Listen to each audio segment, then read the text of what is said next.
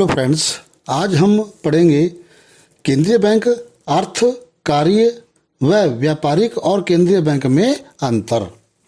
Central bank, meaning, functions and difference between central and commercial banks. तो शुरू करते हैं वीडियो केंद्रीय बैंक के अर्थ और कार्य के साथ। देश का केंद्रीय बैंक देश का सर्वोच्च बैंक है। केंद्रीय बैंक कौन सा होता है? देश का सबसे बड़ा बैंक होता है जो बैंकों की संपूर्ण बैंकिंग प्रणाली को नियंत्रित करता है।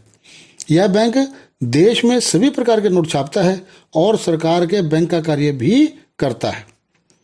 यह बैंक देश में मुद्रा की पूर्ति को नियंत्रित करता है।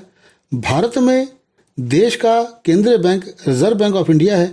इसकी स्थापना 1935 में हुई थी। परिभाषा इसकी सैमुअल्सन ने दी। केंद्रीय बैंक का एक कार्य है, वह अर्थव्यवस्था, मुद्रा की पूर्ति तथा साख को नियंत्रित करने का कार्य करता है। अर्थात केंद्रीय बैंक एक ऐसी संस्था है जो देश की मौद्रिक व बैंकिंग प्रणाली का संचालन करता है। अब हम पढ़ते हैं केंद्रीय बैंक के कार्य। कौन कौन से कार्य हैं? पहला कार्य नोट जारी करना। तो केंद्रीय बैंक का मुख्य कार्य नोट जारी करना है। नए नोट छापने का कार्य केंद्रीय बैंक द्वारा किया जाता है। केंद्रीय बैंक द्वारा जारी नोट पूरे देश में असीमित विधि ग्राह्य के रूप में घोषित होते हैं। दूसरा आता है सरकार का बैंक। केंद्रीय बैंक सरकार के बैंकर एवं एजेंट के रूप में कार्य करता है। बैंकर के रूप में यह सरकारी विभागों के खाते रखता है और कोषों की व्यवस्था करता है। आवश्यकता पड़ने पर सरकार को ऋण उपलब्ध कराता है। यह सरकार के लिए प्रतिभूतियों, ट्रेजरी बिलों का भुगतान भी करता है। देश का सर्वोच्च बैंक होने के कारण यह सरकार की वित्तीय एवं मौद्रिक विषयों पर सलाह भी देता है। तीसरा बैंकों का बैंक। देश का केंद्रीय बैंक बैंकों के लिए बैंकर का कार्य करता है। केंद्रीय बैंक अन्य बैंकों के लिए नगद कोषों का कुछ भाग अपने पास जमा के रूप में रखता है ताकि ग्राहकों की मांग होने पर वह उसके धन की अदायगी कर सके। चौथा बैंकों का निरीक्षण। व्यापारिक बैंकों का बैंक होने के कारण केंद्रीय बैंक व्यापारिक बैंकों का निरीक्षण करता है। इसके लिए वे ये कार्य करने होते हैं। नंबर 1, व्यापारिक बैंकों का लाइसेंस जारी करना। दूसरा, देश के विभिन्न भागों में विदेशों में व्यापारिक बैंकों की शाखाओं का विस्तार करना। तीसरा, व्यापारिक बैंकों का विलय करना। चौथा, बैंकों का परिसमापन करना। अब आता है पांचवा पॉइंट, अंतिम ऋणदाता।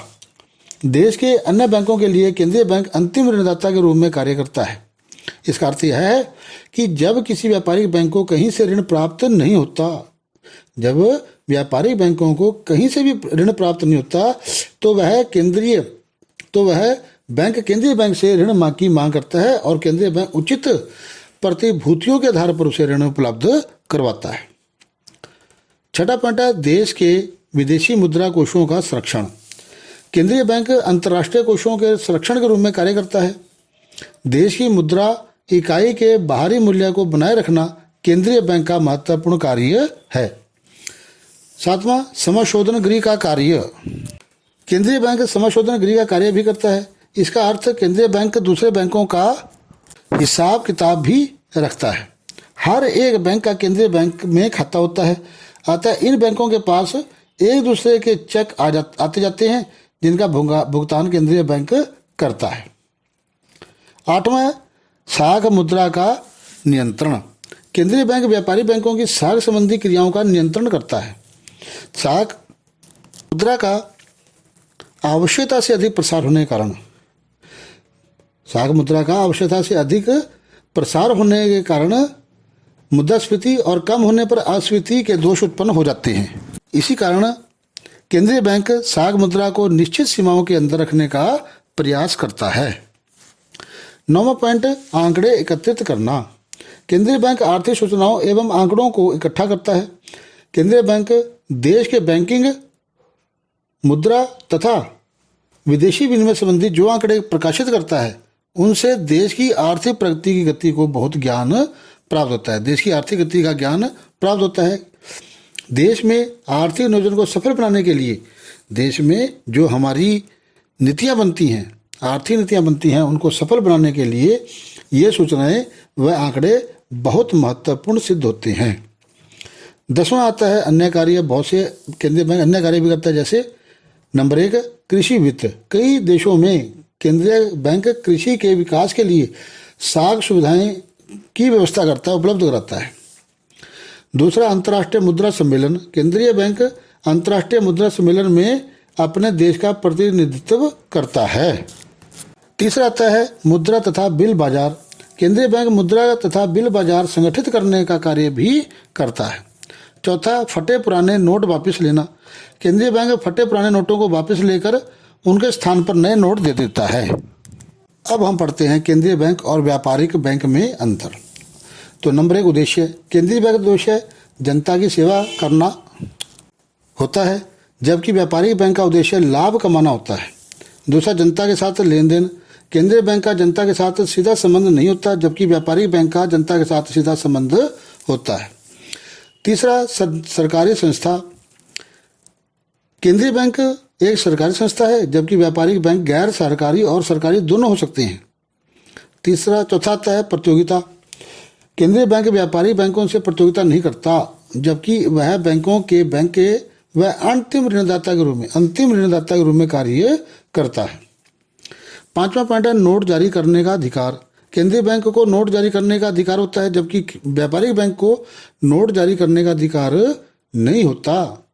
छठा बैंकिंग प्रणाली पर नियंत्रण। केंद्रीय बैंक देश की बैंकिंग प्रणाली पर नियंत्रण रखता है, जबकि व्यापारिक बैंक केंद्रीय बैंक के नियंत्रण में कार्य करते हैं। 7वां विदेशी विनिमय का संरक्षण। विदेशी विनिमय के संरक्षण में केंद्रीय बैंक देश के विदेशी विनिमय का संरक्षण होता है, जबकि व्यापारिक बैंक विदेशी विनिमय संबंधी कार्यों के लिए केंद्रीय बैंक की स्वीकृति लेता है। 8वां पॉइंट सरकार का बैंक। केंद्रीय बैंक देश की सरकार का बैंक होता है।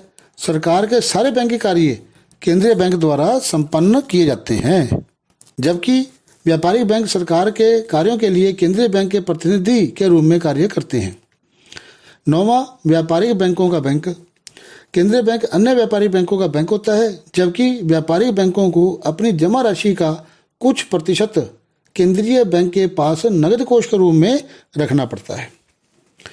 10वां साख नियंत्रण। केंद्रीय बैंक साख नियंत्रण का कार्य करता है और बैंकों के समाशोधन गृह का कार्य भी करता है। व्यापारिक बैंक या अन्य बैंक ये काम केंद्रीय बैंक के प्रतिनिधि के रूप में कर सकते हैं। धन्यवाद दोस्तों, अगर आपको मेरा ये वीडियो पसंद आया है तो आप इसको सब्सक्राइब करें, लाइक करें, शेयर करें और साथ दिए हुए बेल आइकन को दबाना ना भूलें। धन्यवाद।